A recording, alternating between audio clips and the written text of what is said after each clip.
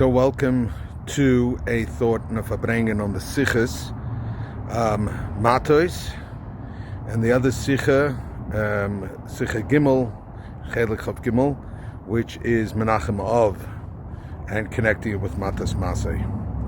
So it's an interesting idea, a chiddush, unbelievable chiddush in learning the Rambam. But the idea being that the Rebbe demanded of all of us to be Leviim, and we are involved in a milchama, if you wish, or an avodah to bring Mashiach. On the other hand, we have to look around and say, what is going on in the world? There's a surge of anti-Semitism. So we know there are two types of anti-Semitism. There's the Amalek anti-Semitism, which simply just wants to kill us. Then you have the Midian anti-Semitism that wants to culturally assimilate us into the avodah of Baal Pa'or, with very attractive sales ladies leading the way. And the job of the Levi is not to fight the war of Eretz Yisrael, and is the job to fight the war of revenge, and also to partake in the war of spreading Eretz Yisrael to other lands. Very nuanced.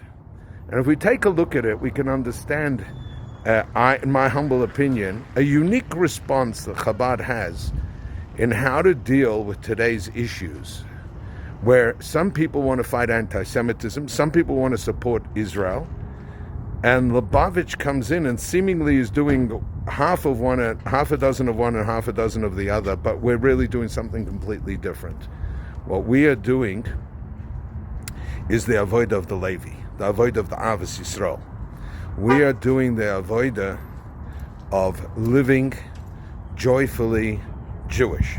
Now, there are sometimes obstructions to living joyfully Jewish, which is what? There are those who want to kill us.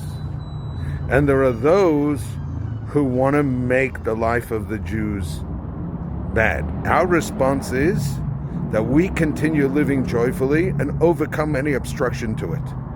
So there is the milchama, so to say. We end up fighting anti-Semitism by living joyfully Jewish, by putting on tefillin in the streets with people, by not hiding who we are. That's a milchama. But we're not doing it because we want to keep points and stick it to them. We're doing it because this is who we are.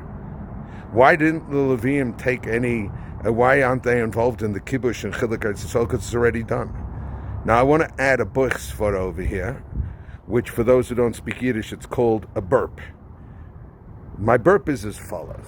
The Rebbe told us, Nigmara avodas shlichus, that the work of the shlichus is done. In other words, all that's left for us is to open our eyes.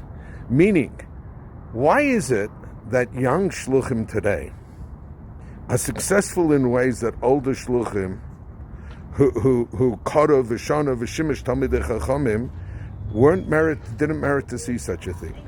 I would argue to say that just like the idea in this Sicha, which is that the Rebbe already marked out, like Moshe Rabbeinu and Yeshua, they marked out which land belongs to who. The whole world was divided. The only thing left to do is to show up and open our eyes and see it. In a certain sense, the Levi doesn't go to war because the land's already holy, the land's already there. You want to live in the house that was allotted to you by Moshe Rabbeinu and Yeshua ben Nun. Gesundheit, figure out how to do it. I'm not involved in that. This isn't a war of Nakama or anything else. I think that when we go into the world, and we have to know, we don't need to fight the hate. We don't need to fight the hate. That is done. What we have to do is rise to the level of Levi and open our eyes.